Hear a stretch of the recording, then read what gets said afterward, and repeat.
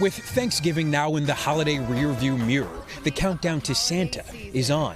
And all that time to put up the mistletoe, take advantage of those cyber deals, and of course, pick out your tree.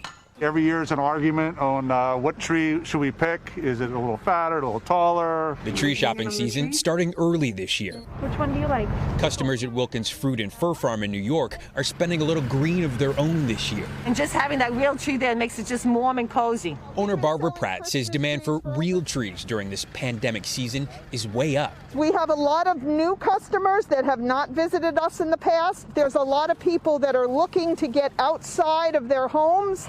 Across the U.S., more people are looking for the real thing, not an artificial one. Honestly, I'm not sure that any of us could have predicted that it would be this busy. Some from the comfort and safety of their own car.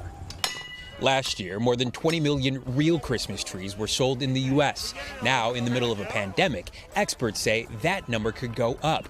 A recent survey found that nearly 25% of people who had an artificial tree or no tree at all last year plan on buying a real tree this holiday season.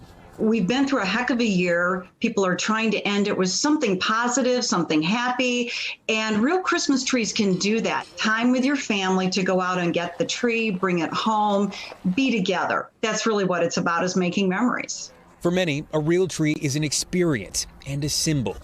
I think that's why so many people are here buying their trees, because we all want hope.